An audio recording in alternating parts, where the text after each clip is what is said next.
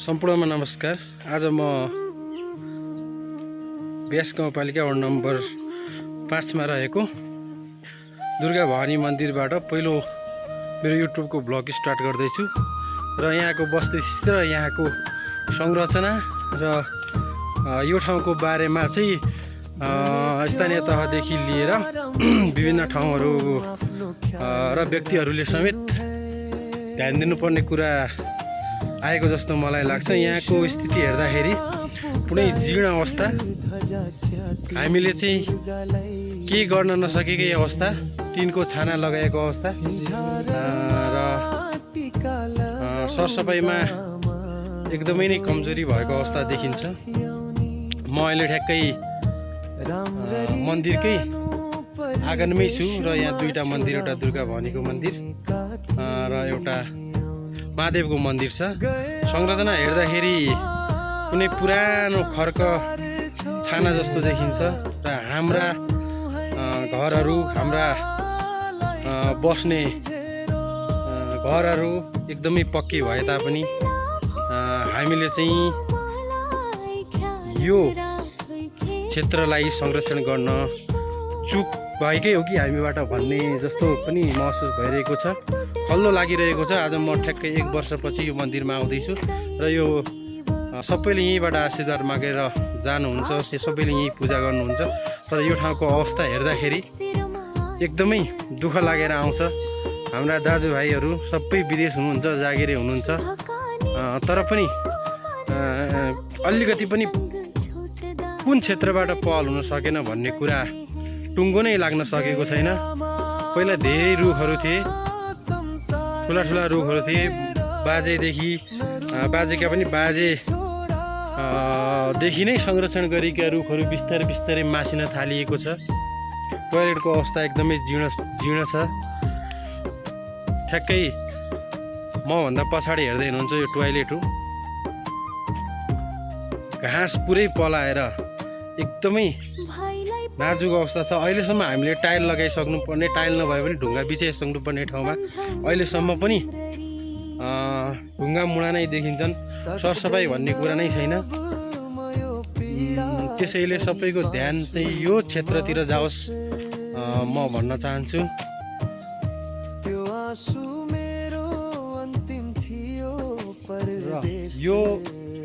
यो चाहिँ दुर्गा मन्दिर हो भने यो चाहिँ हाम्रो महादेव मन्दिर हो। महादेव मन्दिरको अवस्था हेर्दाखेरि पुरै बन्न लागेको हो कि बनिसकेको हो कि अथवा नबन्ने नै हो भन्ने अवस्थामा छ। यहाँ चाहिँ पुरै ताम्रपत्र राख्नुपर्ने ठाउँमा हामीले चाहिँ टिनको छाना राखेका छौँ। सायद यसलाई चाहिँ अलि परसम्म पुर्याउँ भन्ने हाम्रो उद्देश्य होला। तर पनि यसरी चाहिँ कसरी काम चल्छ होइन। पहिला चाहिँ यता एकदमै आस्थाको केन्द्र थियो, सुदूरपश्चिमकै आस्थाको केन्द्र भनेर पनि चिनिन्छ यो ठाउँलाई। तर अहिले चाहिँ पहल नहुँदा, अहिले संरक्षण नहुँदा सायद यो एकदमै लोप हुने अवस्थामा पनि पुगिसकेको जस्तो लाग्छ। हाम्रो मन्दिरभन्दा ऊ माथिको गोदाम घर एकदमै राम्रो देखिन्छ, तर मन्दिरको अवस्था हेर्दाखेरि एकचोटि हामीले ध्यान दिनुपर्ने अवस्था आइलागेको हो कि आइसकेको हो कि एकचोटि चाहिँ हामीले चाहिँ हाम्रो क्षेत्रलाई चाहिँ पछाडि जानबाट, पछाडि धकिलिनबाट रोक्न सक्छौँ कि भन्ने कुरा भन्ने उद्देश्यका साथ पनि म यो भिडियो बनाइरहेको छु। सम्पूर्ण देशवासी चाहिँ हाम्रा जनताहरूमाझ, देशवासी दाजुभाइ दिदीहरू बहिनीहरूमाझ यो चाहिँ पुगोस् र यो क्षेत्रलाई चाहिँ संरक्षणको खाँचो रहेको म जानकारी गराउन चाहे।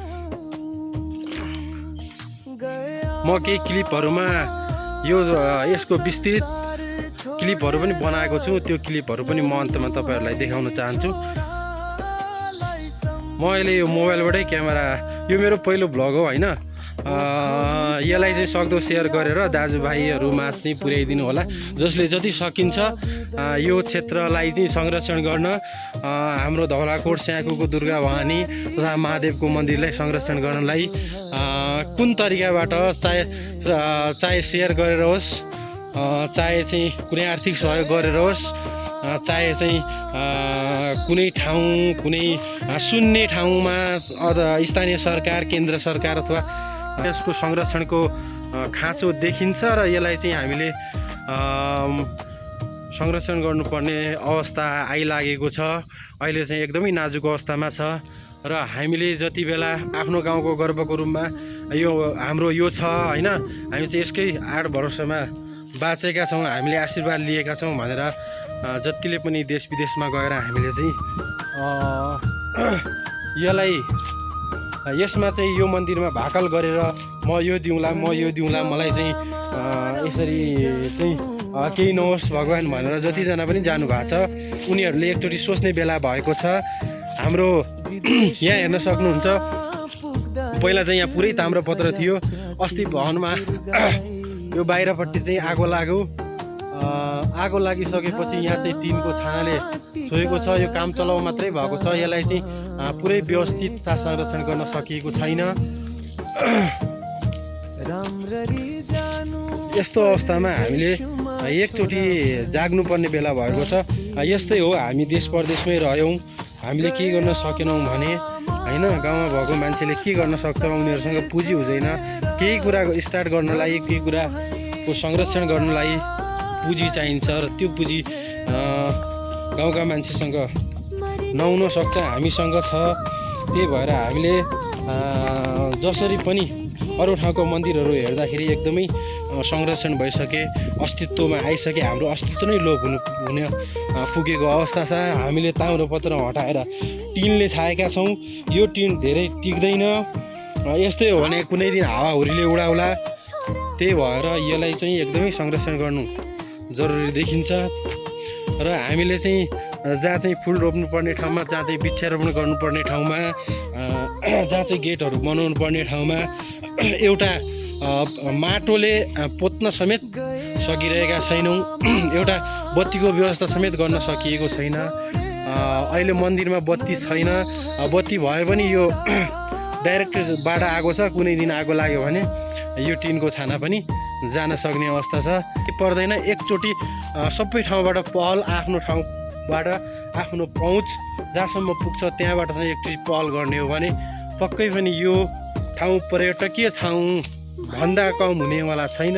पर्यटकीय ठाउँ बन्ने छ। त्यसै पनि हामीले जे मागेका छौँ त्यो यो ठाउँले चाहिँ, यो पवित्र भूमिले चाहिँ पुरा गरेको मलाई महसुस भएको छ र तपाईँहरूलाई पनि पक्कै पनि महसुस भएकै होला।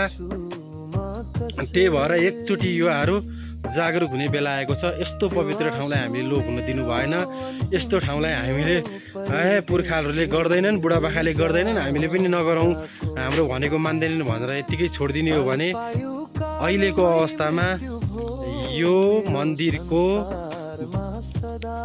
यो बनोटलाई हेर्दा, यो हाम्रो स्थितिलाई हेर्दा भोलि गएर हामीले नाक देखाउन पनि बाटो रहने छैन। चम्किनु पर्ने हो। हाम्रो घरमा हामी दिनदिनै सरसफाइ गर्छौँ, तर पनि यो मन्दिरमा वर्षमा एकचोटि आउँदैनौँ। त्यही भएर कम्तीमा पनि यसको जीर्णोद्धारको लागि चाहिँ आफ्नो ठाउँबाट पहल गरिदिन हुन म विनम्र अनुरोध गर्दै यो मैले मेरो पहिलो भ्लग युट्युबमा गएर सक्दो सेयर गरिदिनु होला। र मैले बनाएको पहिलो भिडियो मन परेको छ भने सब्सक्राइब पनि गरी बेल आइकन अवश्य थिचिदिनु होला।